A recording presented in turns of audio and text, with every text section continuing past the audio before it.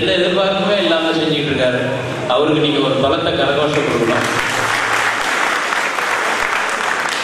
அபிராமி ராமநாதன் போன்ற ஜாம்பவான்கள் அமைகிற இந்த மேடையில் நானும் நிற்கிறதுல ரொம்ப பெருமைப்படுறேன். அந்த எம்கேடி ராஜா குரூப்பை ரொம்ப அருமையாக பாடினாங்க. அதை விட ரசித்து பாடினாங்க. அதுதான் முக்கியம். ஏதோ யூனிட் ரேட்டை வாங்கிட்டு சரி 1.5 மணி நேரம் பாட்டு ஃபுல்லாக நீ ஒரு பாட்டு நான் ஒரு பாட்டுன்னு இல்லாமல் மிக ரசித்து பண்ணாங்க. அவங்களுக்கு ஒரு பாராட்டு, அவங்களுக்கு ஒரு கோரிக்கை. நேற்றும் இன்றும்னு ஒரு இது வந்திருக்கு இல்லையா, இதெல்லாம் இன்னொருத்தர் பண்ணது. நீங்கள் எல்லாமே மிகச்சிறந்த திறமைசாலிகள்.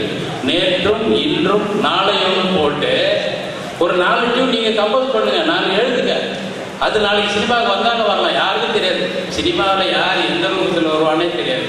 ஆனால் நீங்கள் எல்லாருமே ரொம்ப இன்வால்வாக பாடுறதுனால இது என்னுடைய கோரிக்கையாக வைக்கிறேன். ரொம்ப நன்றி, வணக்கம். கண்டிப்பாக 2 வருஷத்துல கண்டிப்பாக பேசியிருப்பாங்க. ஒன்று ஒரு கை பார்க்காம விட மாட்டேன் அப்படிங்கிற ஒரு டைலாக் எல்லா நடிகரும் டிவியில் பேசியிருப்பாங்க ஆர்டிஸ்ட்டு.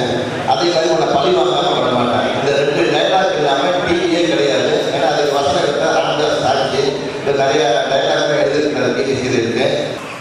மேடையிலும் மற்றும் வந்திருக்கும் என் இனிய நண்பர்களே, உங்கள் அனைவருக்கும் என் முதற்கண் வணக்கம். டெலிவிஷன் வந்த உடனே ஒரு காலத்தில் நாங்கள் சினிமாவில் எல்லாரும் பயந்தோம், நாங்கள் அழிச்சிட போகிறோமோன்னு. ஆனால் அப்படி இல்லை. இப்போ டிவி இல்லாமல் எங்களால் படத்தை ஓட்ட முடியாதுங்கிற நிலைமை. எங்களுடைய விளம்பரங்களை டிவி மூலமாக உங்கள் வீட்டுக்கு கொண்டு போய் காமிச்சா தான் நீங்கள் படம் பார்க்க வர்றீங்க. இன்னைக்கு அதான் நிலைமை. அதோடு மட்டும் இல்லாமல் எங்கள் சினிமா தொழிலை நம்பி நேரடியாக 10 லட்சம் குடும்பம் இருக்கு.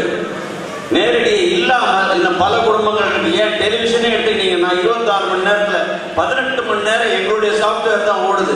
அதனால டெலிவிஷன் எங்களை நம்பித்தான் இருக்கு. ஆனால் நாங்கள் எல்லாரும் டெலிவிஷன் ஆகட்டும், எங்கள் மேடையில் பாடினவங்களாகட்டும், எங்கள் சினிமா துறையை சேர்ந்த அனைவரும் ஆகட்டும், உங்களை நம்பி இருக்கோம் நீங்க. அதனால நாங்கள் வைக்கிற ஒரே ஒரு வேண்டுகோள், தயவு செய்து திருட்டு விசிடி பார்க்காதீங்க, இன்டர்நெட்டை டவுன்லோட் பண்ணி பார்க்காதீங்க. பார்த்தீங்கன்னா எத்தனையோ பேருடைய சோத்துல நீங்க கை வைக்கிறீங்க. அதை மனசுல வச்சுக்கிட்டு நான் வைக்கிற ஒரே வேண்டுகோள் இதுதான். எல்லாம் இன்டர்நெட்ல டவுன்லோட் பண்ணி பார்க்கறது ஒரு பழக்கமாகி போச்சு. பென் டிரைவ்ல கொண்டு போறாங்க. இப்ப அது தேவையா?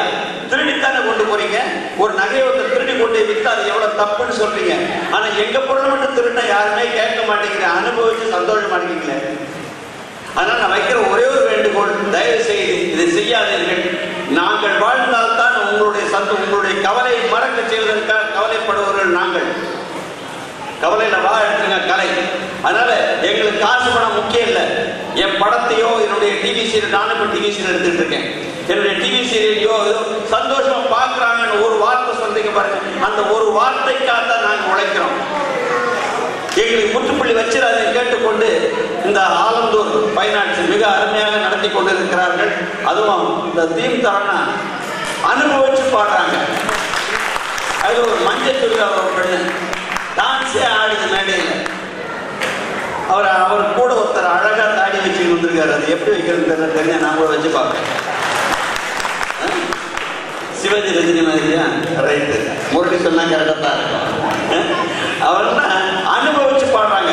ஒரு பாட்டை பாடுறது வேற, அந்த பாட்டை வாழ்த்து காமிக்கிறது வேற. இத்தனை நடிகைகளுக்கு விருது கொடுத்துருக்காங்களே, இந்த நடிகைகள்லாம் அந்தந்த கேரக்டரை வாழ்த்து காமிக்கிறாங்க. அதனாலதான் அவங்க விருது கொடுத்துருக்காங்க. நடிக்கிறது வேற, வாழ்த்து காட்டுறது வேற. வாழ்த்து காட்டுறது செய்யறாங்க. அதோடு மட்டும் இல்ல, அது என்ன சாபம் கேட்டோ தெரியல, தமிழ் தெரிஞ்ச தமிழ் பெண்கள்லாம் டிவியில மட்டும்தான் நடிக்கிறாங்க. சினிமாவுக்கு எல்லாம் நாங்கள் ஹிந்தியில தான் கொண்டாடுறோம். அது ஏன்னு தெரியல. ராம்தாஸ் போன்றவர்களுக்கு தெரிஞ்சிருக்கணும், எனக்கு தெரியல. அதனால தயவு செய்து எங்களை காப்பாற்றுங்கள் கேட்டுக்கொண்டு விடுவதே. நன்றி, வணக்கம்.